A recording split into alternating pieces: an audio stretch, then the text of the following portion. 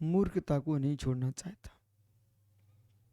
सबसे बड़ी मूर्खता ये है कि गांव गांव में, घर घर में अपने पाप को रोना, ये भी मूर्खता है।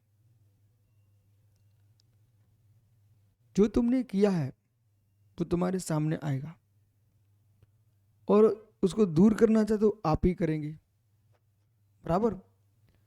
पर घर में जाकर के अपने भीतर की बात बता करके अपनी हंसी करा के ही आएंगे। जिनकी धर्म पर आस्था थी, धर्मात्माओं को तो कभी किसी के न दूसरे की निंदा करना चाहिए, न अपनी ही बात सबको बताना चाहिए। क्यों नहीं बताना चाहिए?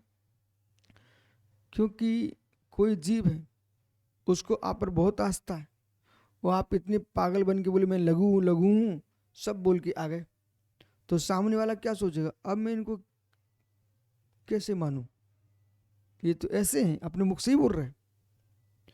तो अब आपको विषय समझना चाहिए, उपगुहन अंग जो है दूसरे के दोषों को ढकने के साथ साथ अपने दोष भी ढकना चाहिए। आप इस परिभाषा को उल्टी मानोगे। आपने ये सुन के रखा है दूसरे के दोषों को ढकना, अपने गुणों को ढकना, उपग्रहण। सुनो, आपसे मायातारी नहीं सिखा रहा हूं मैं आपको। जिन शासन की रक्षा के लिए आपके परिणाम गिर गए धर्म से, तो गिरे हैं तो आपको मालूम है, अन्य को मालूम नहीं है। आपको मालूम है, आप को मालूम है, ठीक है, दो को मालूम है। तो आप ठीक हो जाएंगे, आप के ज्ञान में भी ठीक हो जाएंगे। आप का ज्ञान दर्पणवत है, यहां दाग हो तो दिखेगा, हटा तो मिटेगा, उसमें दर्पण में दिखेगा ज्ञान। ऐसी आपके ज्ञान को तुम विश्वास दिला सकते हो, वो अपने विश्वास पा सकते हो। पर एक बार तुम बाधित हो चुके लोक में, तो लोक को विश्वास दिलाना आपके लिए चुनौती है। इसलिए अपनी निजी भूलें भी मात्र गुरु को बताइए, मात्र गुरु को, अन्य गुरु भाइयों को भी बताने की आवश्यकता नहीं है। बिल्कुल भी इतने भोले पागल मत हो जाना चाहिए कि सब बता के बैठ गए। समय पा करके वो तुम्हारी उगल देगा, और ऐसे समय, आपकी भाषा में बोलो पीक समय, आपकी भाषा में ऐसे समय में जब तुम क्षितिज पर थे, उसमें उसने बातें उगली, तो मालूम चला पूरी संस्कृति ही नीचे आ गई, क्योंकि आपकी सारी संस्कृति चल रही थी। हर व्यक्ति को अपनी मन की बातें नहीं बताना चाहिए। गुरु भाइयों को, सभी मुनियों को भी नहीं बताना चाहिए। पाचन शक्ति तो हो, इसलिए यहां पर कह रहे हैं कि और जिनको वास्तव मोक्ष मार्ग बन के आना है, आपको सब जगह बैठना भी नहीं चाहिए।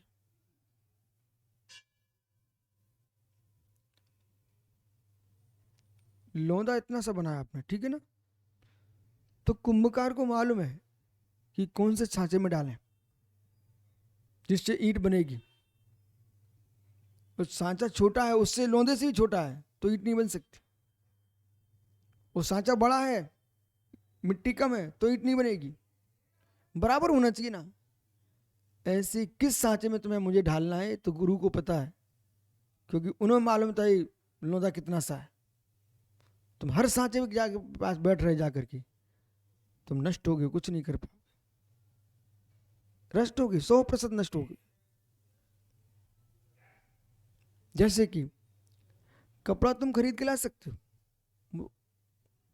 परंतु दर्जी के पास बनाने जाओगे, अब अपनी बुद्धि ज्यादा मत देना, आप तो अपना नाप दो, और तुम उसके सामने बैठे हो, तुम रो पड़ोगे, वो तुम्हारे बढ़िया सुंदर कपड़े को 50,000 चिन्नी चिन्नी कर देगा, तो तुम बैठने में उसके सामने। जब तुम्हारे बना के देगा, फिर तुम देखना क्या सुंदर बना के दिया है।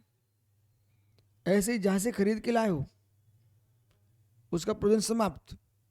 अब तो दर्जी से मिलो बस, और आप विश्वास तुमने छोड़ दिया है।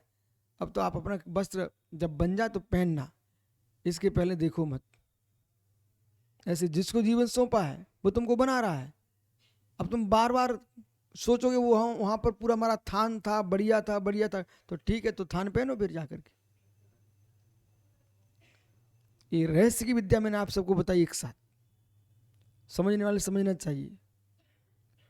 तो यदि आपको सुदृढ़ बनना है तो एक सांचे में ढलो, एक सांचे में ढलो। ये बेचारे की यही दशा हो रही है।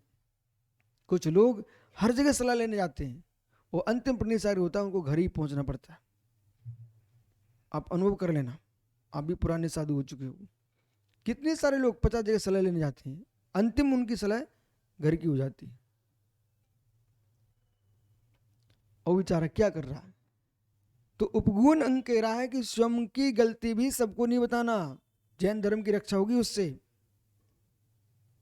बोले सोचो भाई, अपने जीवन में कैसे कैसे विचार तुम्हारे अंदर आ चुके होंगे इतने दिन में, आए ना हो कि नहीं, किसके नहीं आए होंगे। लेकिन आपको धर्मात्मा मानता हूं मैं, इसलिए आप अपनी गलती अपने अंदर रखो, अपने गुरु से बताओ, लेकिन सभी लोगों को बताने मत जाओ, क्योंकि लोग आपको श्रद्धा से देखते हैं। तुम प्रायश्चित करोगे, तुम्हारे गुरु देंगे, तुम शुद्ध होकर भगवान बन जाओगे, लेकिन जिसकी आस्था टूट गई है वो बेचारा नीचे गिर जाएगा। ठीक है? और कहां पर क्या बोलना कि नहीं बोलना वो में सब मुझे ये भी ध्यान रखना चाहिए। द्रव्य चेत काल भाव, विपरीतता से वस्तु अवस्तु हो जाती है। परंतु जो कार्य हाथ में लो शाश्वती वो पूरा करना चाहिए। आज यही कह रहे हैं, हाथ में लिए कार्य को छोड़ के जाते हैं, ये मूर्खों की पहली पहचान है। काम ढेर सारा ले लेंगे। कैसे? कुछ ऐसे भुकेड़े होते सुब्रत सागर जी, ऐसे भुकेड़े होते बेचारे, पेट भले छोटा सा हो, लालसा बहुत बड़ी होती है, और उनको मिल जाए कि अपने हाथ से उठा के खा लो, भर जैसा चल रहा है, अथवा एक बार में उठा कर लो, तो वे इतनी थाली भरेंगे, इतनी थाली भरेंगे, वो भर के बड़े बोले मैं खा लूंगा, पर ताकत है नहीं, अब बर्बाद करेंगे। या फिर खा खा करके फिर उल्टी करेंगे, फिर खाएंगे फिर उल्टी करेंगे। ओहो, मतलब जग हसाई अपनी कराने वाले लोग हैं। ठीक है ना? अहो उच्च कार्य समाधत्ते यो मूढ़ो न्यहस्यो सपरम नेत्रनासी बंदी भवती स्वयं। उच्च कार्य समाधत्ते, ऊंचे ऊंचे कार्य तो अपने हाथ में ले लेता है मूर्ख। मूढ़ो निजस्त्यो सापम नेत्रनासी, परंतु कभी काम को कर नहीं पाता। वो मालूम करता क्या है? क्या गजब का शब्द लिखा है, उच्च कार्य समाधत्ते यू मूढ़ो निजहस्त्यो, मूल अपने हाथों में उच्च कार्य लेकर के साफ परम नेव तन्नासी। पर भैया विवेक की देश की पार्टियां हैं, वे भी कभी कभी चली जाती हैं, फिर भी विचार करके चुनाव टिकट देती हैं। मेरी पूरी पार्टी और बर्बाद कर दोगे, कोई शब्द विष नहीं फंस गया, भले कैसी हो, लेकिन उनको भी ध्यान रखें भैया मर्यादा में रहेगा कि नहीं रहेगा।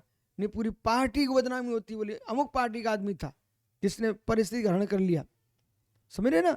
तो वहां उसका चारित्र भी देखना चाहिए, जिसे तुम कार सौंप रहे। कोई व्यक्ति यार सुब्रत साहब जी हम ये काम कर देंगे आपका, वो आप कर तो देंगे अच्छी बात है, लेकिन भैया हमें पता तो कर लें तुम्हारा आगे पीछे क्या है। तुम अच्छे काम करना जानते हो, पर आगे पीछे तुम अच्छे हो कि नहीं मालूम चला। आप हमें चिट लगवाने आए हो कि हम काम करते महाराज जी का, और वहां जाके तुम जाकर के पता नहीं क्या क्या कर रहे समाज में बीच में जाकर के। इस जीवन में ध्यान रखो, यदि सुमति तुम्हारे बगल में भी आके रोज कोई बैठ रहा है, उसके जीवन की खोज कर लेना, और यदि उसका जीवन ठीक नहीं है उसको प्रणाम करके भाई दूरी। एक सज्जन थे नागपुर में, प्रतिदिन एक कपड़ा लाए, हाथ पर पैर पर, सुब्रत साहब उसको धीरे से खिंच के भैया जा नीचे बैठ जा। तो ये बहुत बड़ी जिम्मेदारी है आपकी कि तुम ये मत सोचो कि मेरे पास भीड़ जुड़ गई है, वो भीड़ को ये भी देखो, भीड़ में जुड़ने वालों के जीवन की भीड़ कैसी रही है। ये बहुत आवश्यक है, आवश्यक नहीं अनिवार्य है। नहीं, या तो उसको तदनुकूल प्रत्याख्यान कराओ, त्याग कराओ दूसरे व्यसनों का, और उसको देखो कि इसने त्याग किया कि वास्तव में कि न मत बोल के गया है। ऐसा नहीं कि पापी नहीं बदल सकते, पापी तो बदल सकते हैं, लेकिन निपरत नहीं कर रहा है आपसे, आपको सुधार करो। सा निवृत्त नासी, बस अंतिम शब्द, वो अपना नाश ही, मालूम, वो कार्य का ही नाश नहीं करता, अपितु बंध्यति स्वयं, और स्वयं को भी बेड़ियां डलवा लेता है। कार्य ही नहीं विनाश करता, अपना भी विनाश कर लेता है। कई कितने लोग ऐसे जगत में जो कार हाथ में लेते हैं, उल्टा सीधा कर लिए, सो कार भी विनाश को प्राप्त हो गया और स्वयं भी जेल में गया। इसलिए जीवन देखो, फिर जीवन में रखो।